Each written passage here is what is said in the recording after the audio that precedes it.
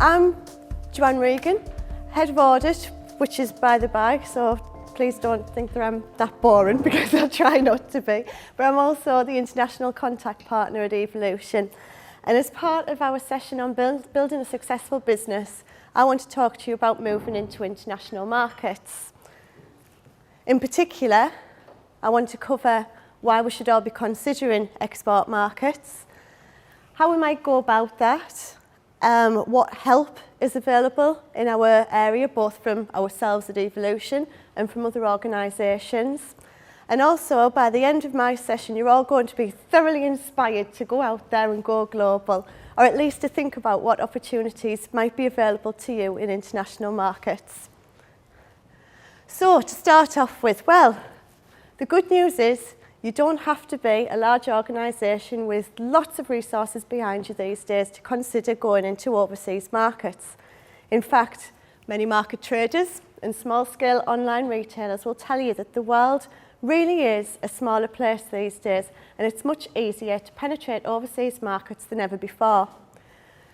Businesses are generally more globalised than ever seemed possible just some 10 years ago, with even the smallest of organisations involved to some extent in international trade. And at Evolution, we see our client base becoming more and more internationally focused because as internet business soars and assistance and advice is becoming more readily available to everyone. Some facts to whet your appetite. 30% of UK businesses are currently exporting. In fact, 90% of UK manufacturers are exporting, and the UK still has the 9th largest manufacturing economy in the world. What this means in simple terms is that if you're in the manufacturing sector and you're in that 10% that's not exporting, your competitors have already left you behind. And finally, 70% of all research and development expenditure is notched up by exporters. And they're taking advantage of some serious tax saving opportunities because of this, and I'll cover that in more detail in a second. So what's the big deal? Well, the UK economy is barely growing, so for businesses to make the most of any substantial expansion or growth plans, they should be looking to the overseas markets and making the most of the opportunities that are available to them. By introducing new products into new markets, you're obviously expanding your customer base, increasing your sales and your revenues. Mike referred to the business life cycle during his session, and if you can picture the chart that he showed you, it could very well be that your business is at the top of that chart in a mature market, happily ticking along.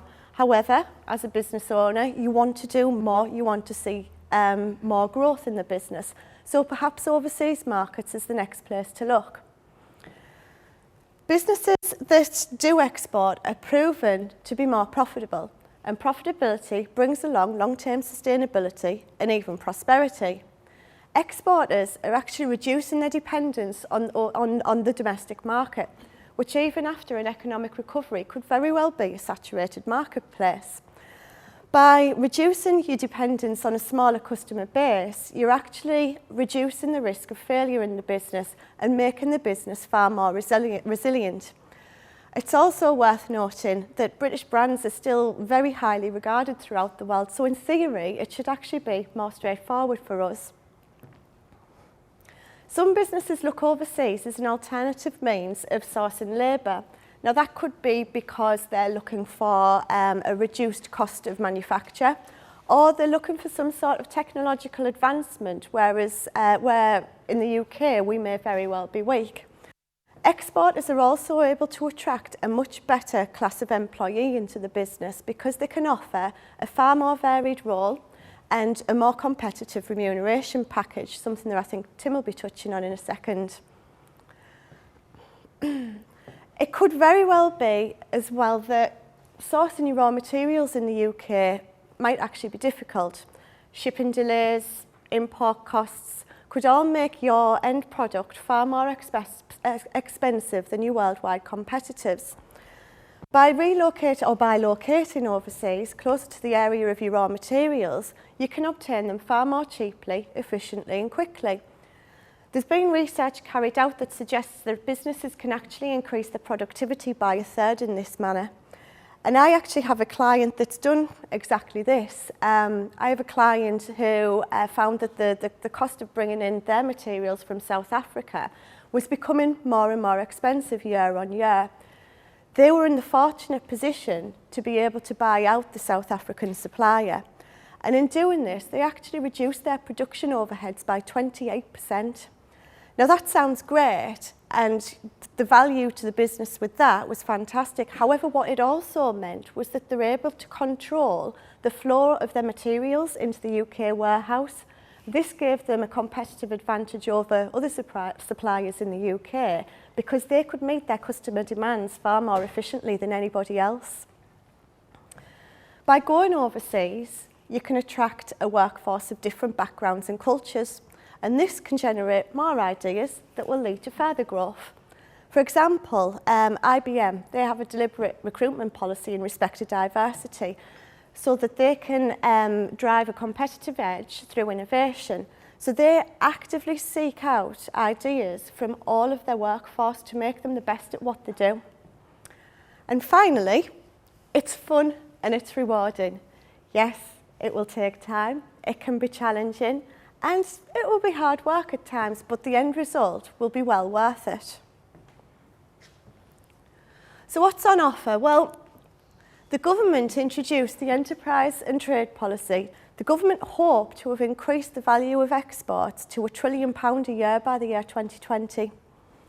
But in our area, we've got organisations such as UKTI and the North East Chamber of Commerce who we work with quite closely, and they're very active in helping small businesses go global. They are the font of all knowledge when it comes to carrying out your research, and research is vital to everything that you do. They can help you identify your markets. They can help you look at what your product might look like in that market. They offer fully supported market visits, so basically they'll take you over there, hold your hand all the way through, introduce you to people, and they'll also get you into the right trade fairs so that you can showcase what you do. In short, these organisations will put you in touch with the right people in the local market to get your ideas moving. Not only this, but as you move towards your first trade, your first transaction, they can support you through that process, helping you with paperwork or whatever issues are going to come out of the transactions. And through UK Export Finance, they can also help you make sure that you get paid for what you're doing and help fund the whole experience for you. Research and development tax credits. Now, I mentioned R&D earlier, and it could very well be that R&D is something that comes out of you going overseas. You may need to improve your products to make them more attractive to overseas markets. You may come up with great ideas to do something else in overseas markets. All this can result in research and development expenditure. And they're massively appealing to small and medium-sized businesses at the moment because you can gain relief in the way of tax credits of up to 230% of your qualifying expenditure.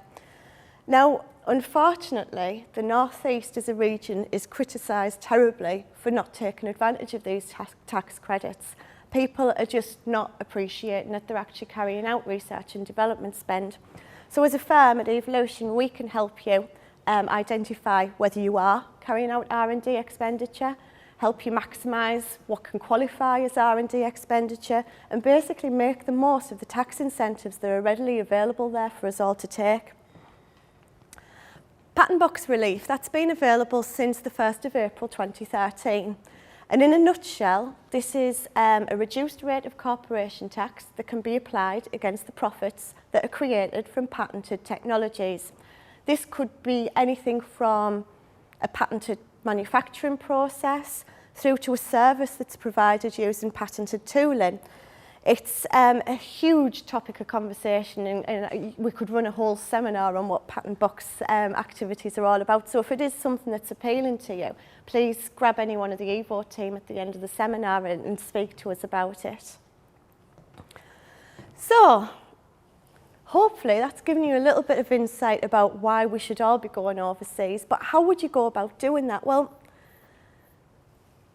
With the short space of time that I have, it's really difficult to give you anything in detail about how you would do it, and I'm sure that you appreciate that each scenario will be different. But just to give you a flavour of what you should be thinking about, firstly, you need to make sure that the business is actually ready to export. So you'll need to have strong commitment from your existing management, because they're going to be responsible for making sure that the business ticks along as you would expect it to, while your attention's taken off looking to grow overseas. So roles, responsibilities, all need clearly defining so that you can leave you can leave the home fires burning, I suppose. You need to think about what your route to market might be. And you can't do this without, first of all, knowing where your market's going to be, and I'll cover that in a second, and also what that product's going to look like. What is it that you're going to be doing in that market?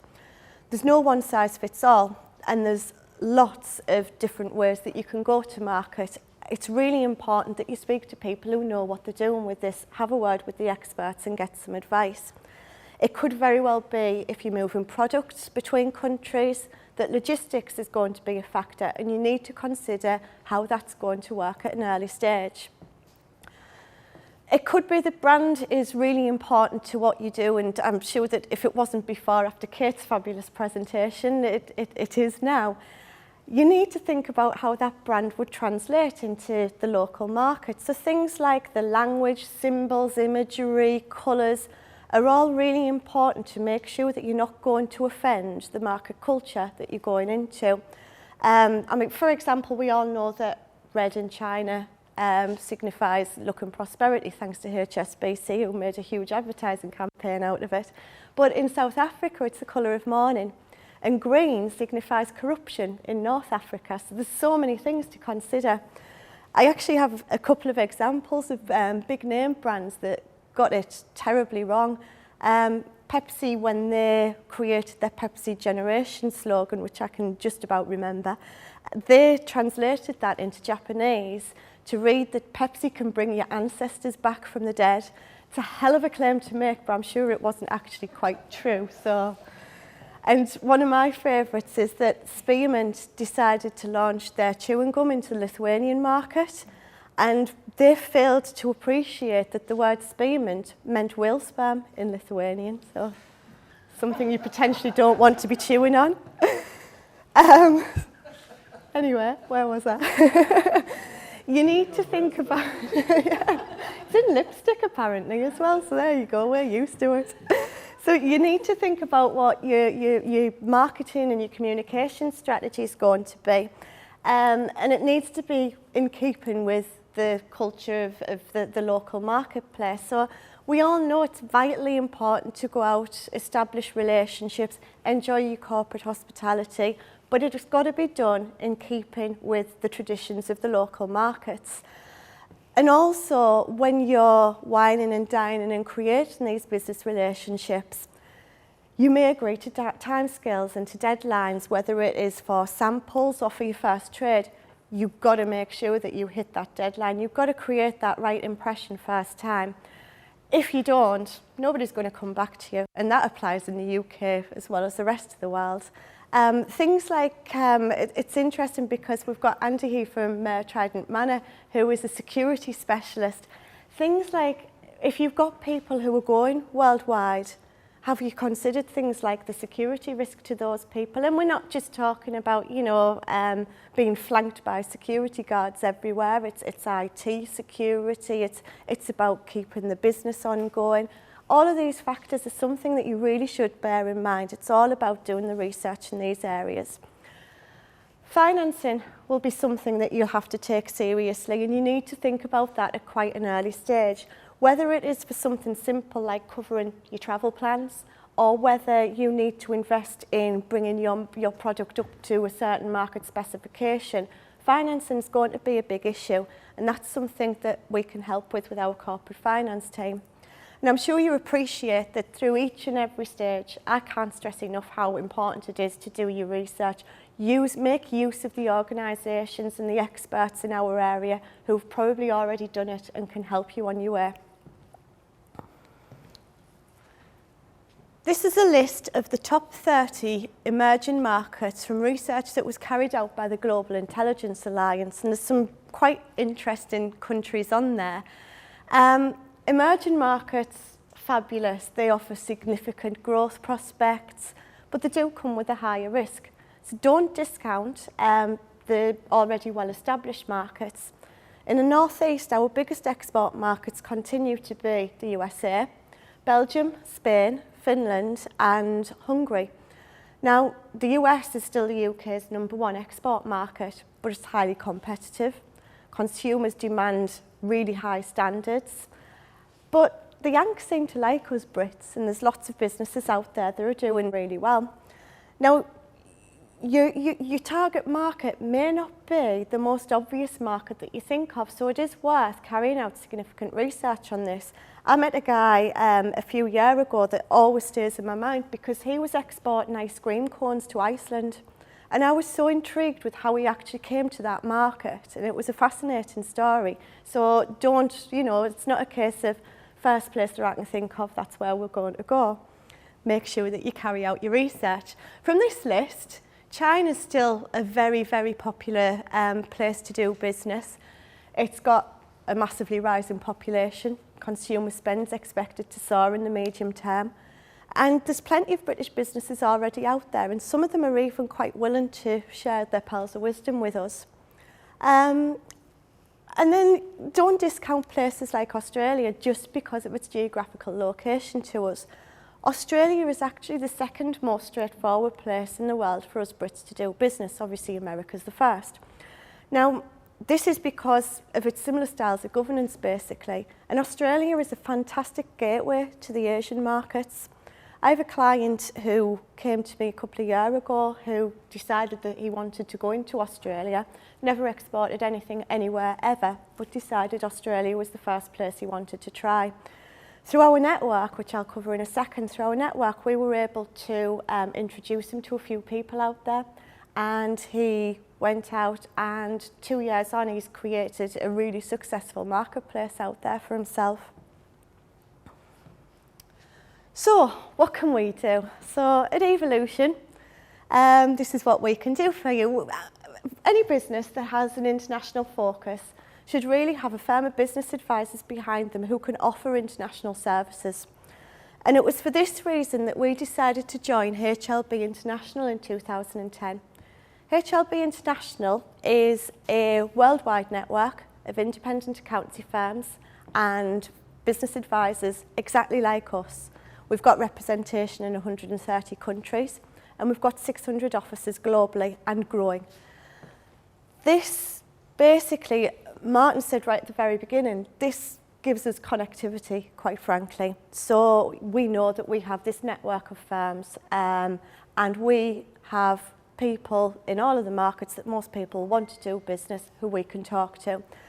For example, a few months ago we were approached by a business that had just set up within 6 months of that date, and they were trading in 6 other countries as well as the UK. They identified that they were going to have some serious VAT issues. Within 3 days, we'd been in touch with our offices in those 6 countries, and together we formulated a plan to help this business manage their VAT compliance throughout the world. And we're now working together to make sure that that is actually happening, and the client is rest assured that everything's working as it should be. And literally weeks ago, we were approached by a business who were investing in Poland, and they were clever enough to think, I should get some advice. So they went to Poland, spoke to a firm of accountants, got some advice that was specific to the Polish market, and were about to act on it, but thought, don't feel comfortable with this, I'm going to run this past someone else. So they spoke to us, and within 90 minutes we saved them £20,000 worth of tax, because the advice they'd been given was great for the Polish market, but the global tax consequences hadn't been thought about. So that's a few examples of connectivity. We're guaranteed the quality of the firms in our network, not only because we're used to working with a lot of them, but each and every one of us undergoes an awful lot of quality control reviews, believe me. And it's to maintain the levels of standard that we expect to provide to our clients throughout the network. And not only this, but we meet up very regularly as well. Tim and I are literally back at the weekend from our International Audit and Tax Conference in Amsterdam. Location sounds fabulous. Title of the conference, I appreciate, a little bit dull. But this is a fabulous opportunity. There was over 200 partners from our worldwide network who got together. We go through certain training elements. We talk about our clients, what's happening in our countries. But the most important thing is we're getting to meet these people, and at the end of the day, confidence in passing our clients through this network only comes through actually getting to know the people who we're working with, so we're assured of the level of service that our clients are going to get. We share client stories throughout the network, and we encourage everyone to share them with their clients and with referrers. We produce newsletters, and these newsletters are on the HLB International website. They cover some serious insights on countries that we represent. The latest one's got huge amounts of information on Australia.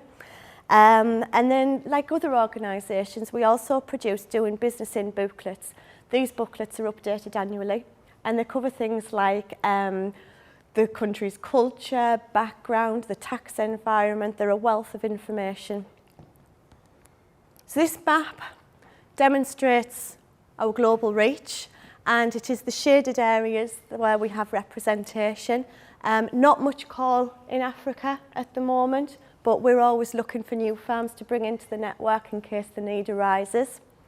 And just to prove that we do actually get together, this is a photograph taken after a grueling 3-day conference in Copenhagen in 2013, where 200 professionals got together. You can see most of us are kind of gathered towards the back of the stairs because that was in the direction of the bar that we were all dying to get to. And I am on there, I do promise you I am, and I had to kind of circle it, and I appreciate you still won't be able to see, because not only is it not that great of an image, but I'm actually hiding behind someone's shoulder as well, because I'm a little bit camera shy. Martin was at the same conference. I can't find you anywhere on that photograph. I think you're already at the bar. Yeah.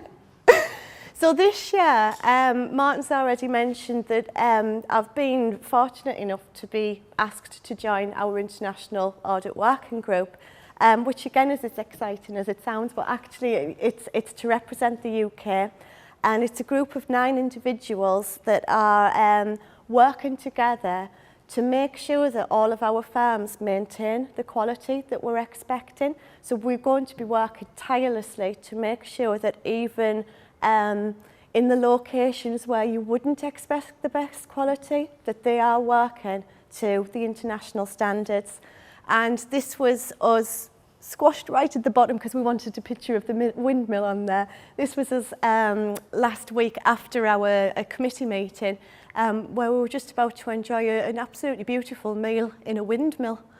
So we do get to see some interesting things as we travel too.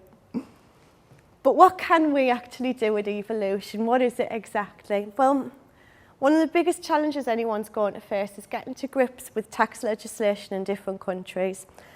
The changing global tax landscape means that it's essential for any business that has an international focus to regularly review the efficiency of its trading arrangements and structures. So through our own expertise and through that of our network partners, we can offer you advice on international tax matters, provide you solutions and help you make any changes that may be necessary so that you can minimise your global tax exposure. Selling goods and services overseas can result in indirect taxes like VAT being charged. And international VAT is highly complicated, so I believe, is that right, Tim? And managing the VAT element of transactions across several jurisdictions can be really difficult. So we can help you understand what the VAT implication is throughout your entire international development. We can guide you through the whole process and minimise your exposure to VAT whilst we maximise your cash flow, basically. Financing, as I've already said, will probably be an issue at some point during your international development, and if you are going to have to apply for finance, you are probably going to need a business plan, and we can help you structure something that is well thought through, properly considered, and give it a little bit of credence, or give it a lot of credence actually, when it comes to applying for that finance. We can offer advice on the tax implications of structuring overseas. And through our network partners worldwide, through all of our corporate finance teams worldwide, we can offer you merger and acquisition advice and due diligence work anywhere in the world. It could, well, while you're expanding overseas, I've already said that in some ways your eye's taken off the ball of existing operations. So you could outsource your bookkeeping and your payroll function to us, and we can take the strain away of you keeping on top of your compliance responsibilities. Andrew's already spoken about our e-time model in a lot of detail, and basically our cloud technology means that you can access your management information and your KPIs anywhere in the world, any time of day, on any mobile device. It's that simple. We can offer advice on the very, very complicated topic of transfer pricing. Now, this is something that involves the price at which goods and services are moved around between associated businesses, and it can be quite a challenging topic. Several countries have rigorous transfer pricing rules, so we can help guide you through the whole process with that. We can basically, by being overseas, you may end up with cross-border employment issues, so things like income tax and social security are going to become a little bit of a nightmare to the business. So we can help advise you on all of the factors that you need to consider and make sure that everything's run smoothly. And finally, we can offer you advice on remuneration planning, because as you grow, you will want to attract good people into the business, and you will only be able to do that if you've got a really good remuneration package there. So that's me. I did say at the start that you're all going to be inspired to take action, so I'm a little bit sad that nobody's running for the door yet. But, you know, I hope I have given you something to think about. And don't forget that going global can be a bumpy, rocky road, but the end result will be worth it. So bear in mind James Dyson's words.